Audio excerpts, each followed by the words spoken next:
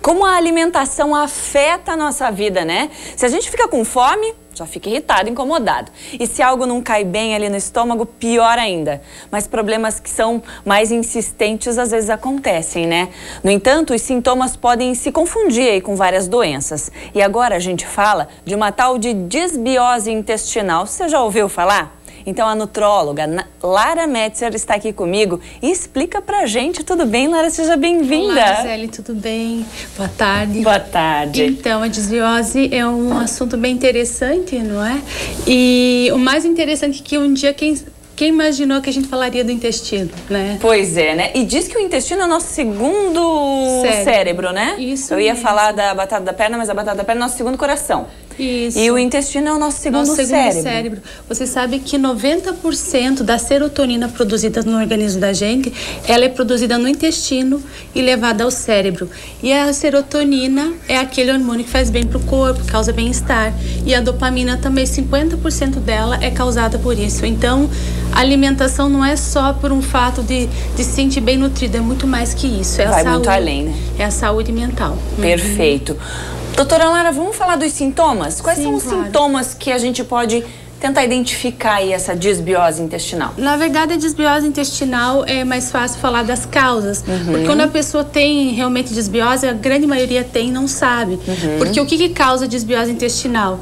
São antibióticos, como a gente falou, a má alimentação, né?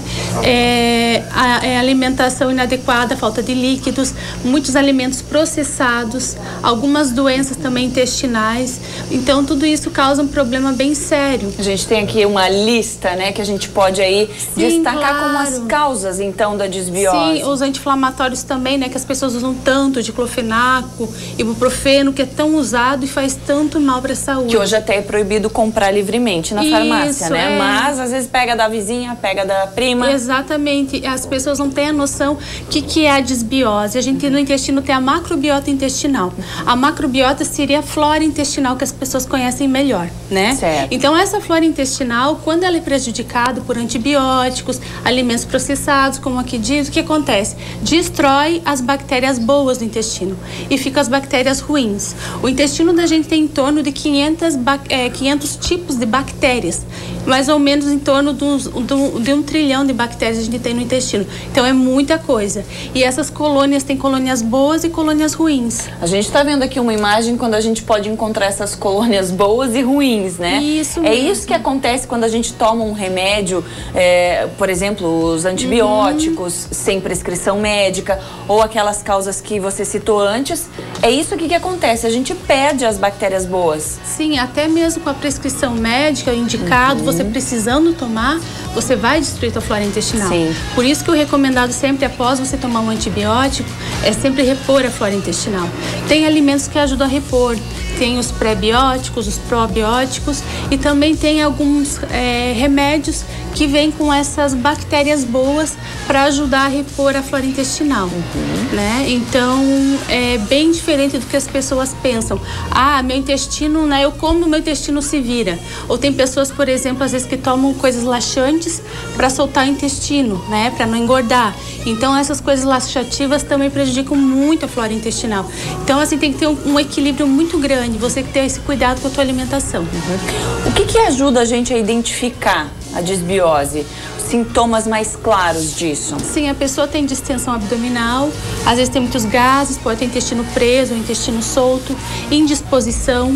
Como eu falei, às vezes alguns tipos de depressão podem ser por isso, né? Também pode? Pode, porque como o intestino tem uma ligação muito grande com o cérebro, então tudo que é produzido no intestino vai diretamente ao cérebro.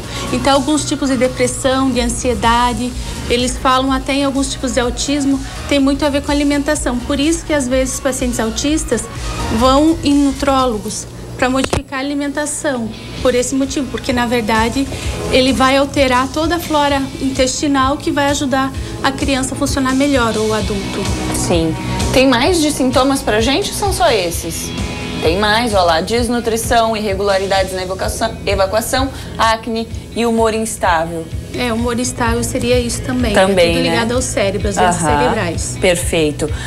Como é que a gente identifica uma mucosa saudável de uma não saudável? Como é que a gente consegue, só com o exame, obviamente, mas diante dos sintomas a gente pode ficar alerta?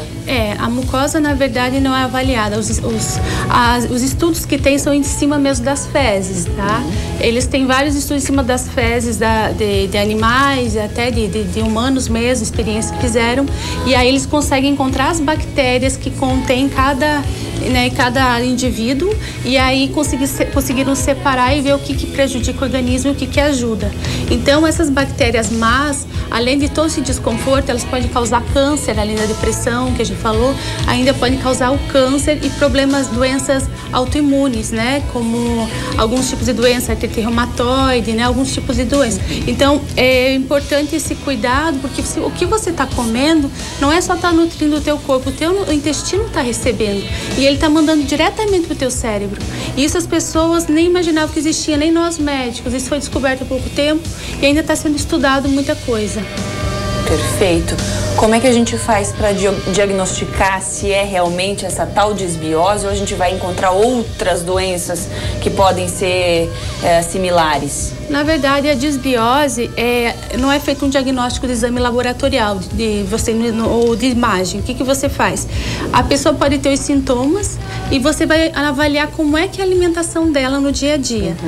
Você vendo a alimentação que a pessoa tem, você já vai imaginar que tipo de bactéria que a pessoa tem no intestino. Porque se ela come alimentos muito processados, muitas carnes, essas coisas que apodrecem mesmo no organismo, são bactérias de um tipo. A pessoa que come mais frutas, verduras, tem uma alimentação mais regrada, tem outros tipos de bactérias. Por isso que um indivíduo tem bactéria totalmente diferente do intestino do que do outro. Por isso que é o importante você avaliar a alimentação da pessoa. Por mais que a pessoa não tenha queixas, se ela tem uma alimentação que você vê que não está bacana, com certeza ela está tendo bactérias no intestino que não são legais, tem que ser feita a troca. Que a gente fala a troca, que seria essa reposição. E também as pessoas que têm uma alimentação adequada, mas às vezes tem queixa, você tem que avaliar se tomou algum antibiótico, se tomou algum anti-inflamatório, que hoje em dia é tão comum. Então, na verdade, hoje em dia todo mundo tem uma desbiose, alguns mais, alguns menos. É difícil realmente quem tenha uma flora intestinal boa e intacta. A gente come tudo tão errado, né? Faz tanta coisa errada. Inclusive, tem aqui os fatores que desequilibram a nossa flora intestinal. E aí, quem é que não vai levantar a mão aí? Eu quero só ver. Doutora, por favor. Sim, bom, o cigarro, né, a gente realmente não precisa nem falar, porque a fumaça do cigarro mesmo, ela já é prejudicial para o estômago, então o estômago já começa a produzir ali o ácido clorídrico e vai para o intestino, só aquele ácido, e ali já prejudica as bactérias intestinais, tá? Os agrotóxicos também estão diretamente ligados, porque eles são muito tóxicos para o organismo, porque o lugar que absorve no corpo da gente os nutrientes não é o estômago, é o intestino. Então, essa ideia, eu vou comer, meu estômago dói. O estômago dói porque ele produz ácido, mas ele só prepara o bolo para ir para o intestino. É o intestino que vai absorver determinados tipos de vitaminas. É o intestino que é o responsável por tudo isso. Por isso, também, quando a pessoa faz uma cirurgia bariátrica, que eles falam que retira um pedaço do intestino, a maioria tem problema de desnutrição, porque é retirada bem a parte do intestino que absorve as vitaminas, o cálcio, né? Tudo que é absorvido é retirado. Então, vamos continuar falando disso, né? A cerveja, o álcool também. As pessoas falam, uma cervejinha não faz mal. Faz sim, o álcool prejudica muito o organismo. Qualquer quantidade? O álcool, na verdade, as pessoas às vezes falam, uma taça de vinho faz bem todo dia. Mas o álcool é prejudicial. Na minha opinião, no meu entendimento, é prejudicial sim, tá? Não que você não possa tomar, mas você tem que estar consciente que aquilo não está fazendo bem pro teu corpo. Então, quanto menos, se a gente não conseguir evitar, melhor. Quanto mais evitar, melhor. Olha lá. Batata frita, hambúrguer, esses fast food, refrigerantes. Da vida. Refrigerantes em geral. Tudo isso também, como eu falei, eles são processados. Então, a bactéria que você começa a produzir no teu organismo são bactérias que não são legais, tá? E estão, assim, extremamente ligadas ao câncer. E aí, cuidar de tudo isso, de fato, só volta pro contrário dessa tela, né? Uma alimentação saudável, ingerir menos álcool. Sim, a orientação é sempre... Tem cura, né, o que eu quero dizer. Sim, tem. A orientação é sempre, qualquer pessoa pode fazer em casa. São os pré-bióticos e os probióticos. O que é isso? Probióticos são os iogurtes. Iogurte, coalhada, iogurte natural. Então, eles têm uma quantidade de bactérias bacanas para o intestino, bactérias boas, tá? Que elas são fabricadas para isso.